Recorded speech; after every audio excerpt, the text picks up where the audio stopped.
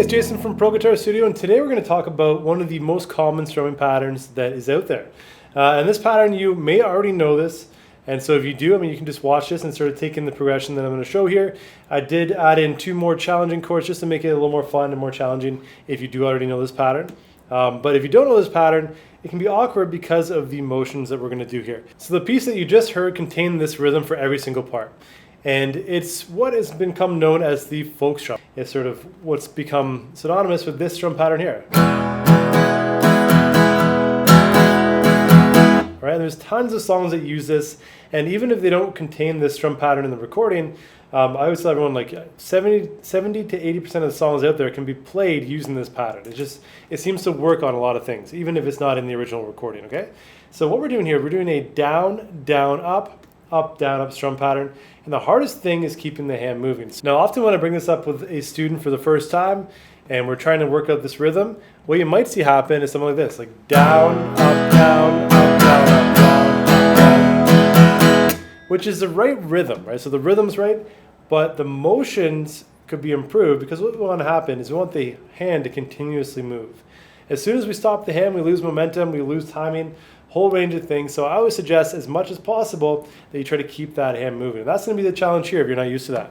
So the reason why I say we're going to go down, down, up, down, up is because in between those strums, like down, then we go to another down, our hand is still moving. So we're going to go down and we're going to come up without hitting the strings, and then down, up, and then down without hitting the strings, and then up, down, up. So when I strum it,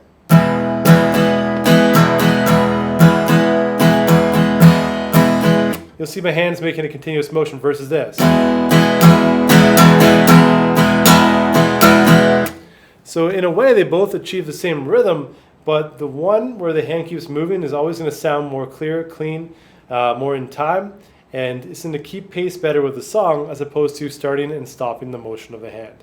So you want to keep that continuous motion going. This works for almost any kind of rhythmic playing that you want to do. If the hand keeps moving, you'll be locked in and basically be able to play the rhythm much tighter than if you just tried to start and stop the hand motion, okay? And I use this for a lot of single note playing too. If I want something very rhythmic, I'll make sure I follow this kind of concept too. So first off, the first chord we're going to do here is an E major. So 2nd fret on the A string with my middle finger, 2nd fret on the D string with my ring finger, and 1st fret on the G string with my index finger. All right, so the rhythm we're going to do again is down, down, up, down, up. And we're going to hit all the strings here. So this chord is really nice and easy to work out this pattern with. If you want to just work on the strum pattern, just mute your strings and get that going. So you want to keep that going. We'll say let's start off by trying to get it to go twice, 3 times, 4 times in a row, and then try to do it for 30 seconds and then 1 minute. So keep that hand moving without stopping. And that's really what you're looking for, trying to get that muscle memory and that robotic sense of flow where we're continuously strumming without stopping. That's where you want to be so we can start applying some chord changes and feel like we're fully locked into the timing, okay? So ultimate goal, keep this hand moving. Let's say try to get it going for like a minute straight. But obviously you don't have to do that right away. So on the E chord, if I did that over and over,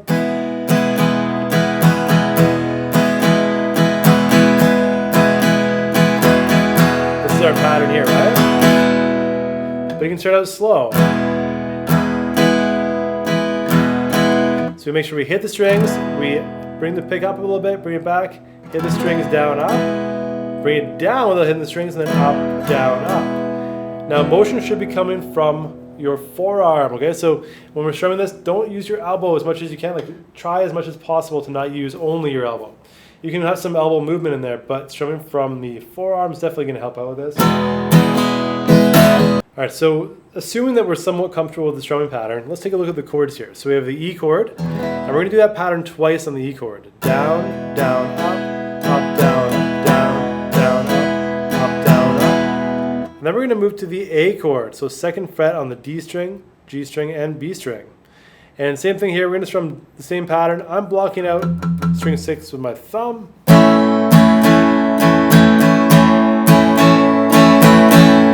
Okay, so twice in a row there. And the important thing as we change chords is to move a bit earlier. So if I go down, down, up, down, up, down, down, up, down, switch.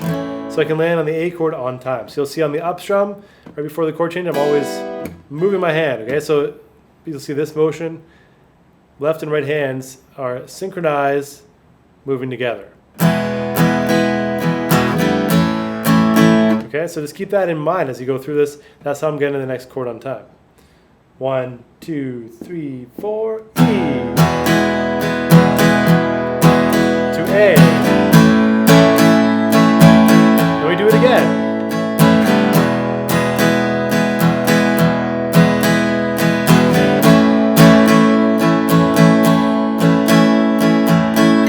All right, so if you're first getting used to this pattern, you can just do those two chords. You can do the E chord by itself.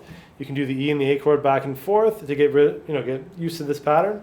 But if you're already comfortable, you feel like you've nailed that down, the next chord I'm going to show you isn't as comfortable. So I purposely threw this in there just to give it some variety and also make it more challenging for those of you who want something more challenging. We're going to play an F sharp. Okay, so the official name of this chord will be an F sharp, and we have a B on top. So the B on the F sharp chord is called the 11th, and then the E on top is a minor 7 or flat 7. So we can call this an F sharp minor 7 add 11 if you want the official name. And it's also over a C sharp, but I won't even worry about that. We'll just call it an F sharp minor 7 add 11. I'm blocking string 6 with my thumb. So 4th fret, string 5, 4th fret, string 4, and 2nd fret, string number 3, with the open 1st and 2nd string, okay? It's going to be a big stretch, but it's sort of a prep for your bar chords. In a way, this is easier than a bar chord. So F sharp minor 7 add 11, down, down, up, down, up, down, down, up, down, up. Going to our open E. Now I tend to go like this, my ring, pinky, and middle, because these two fingers can stay on that set of strings. If you want to move back to your regular E, go for it. This is more comfortable for me. So it's twice on this chord. Back to F sharp minor 7 add 11. And then slide the ring and pinky up to fret number 9. Add the middle finger on the 8th fret of string number 3. Now this is a B major. That's a B note there, that's an E. So we're adding an 11, so you can call it B add 11. If you want that official chord name. And if you want it to be really official, technical, you can say it's a B add 11 over F sharp. But we're not going to worry about that. I'm blocking string 6 with my thumb.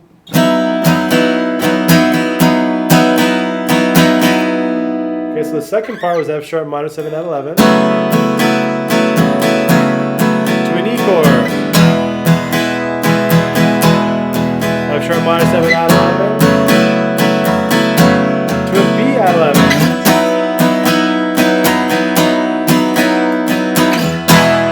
And I just finished with a straight strum of the E chord. Now you can continue to work on those two parts separately. You can put them together, but I'm doing E, A, and then F sharp minor 7 add 11 to E, F sharp minor 7 add 11 to a B add 11, and then back to our E chord. So you can loop it as well.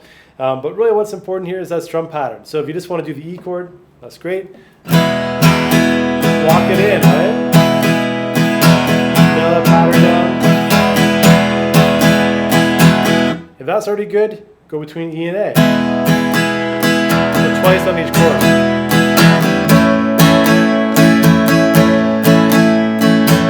And for more of a challenge, go to that second section, all right? So with those, they're not bar chords, but I call them melodic open chords because we're moving up and down the fretboard. Really nice sounding chords. So have fun with that. The folk strum, down, down, up, down, up, down, down, up, down, up. Get that locked in. Like I said, you can do this on 70 to 80% of the songs out there. Especially if you like to sing, it's a great pattern to throw in there and be able to sing along with it. Now, if you like this video, give me a thumbs up, subscribe for more lessons coming your way each week, and I'll see you soon.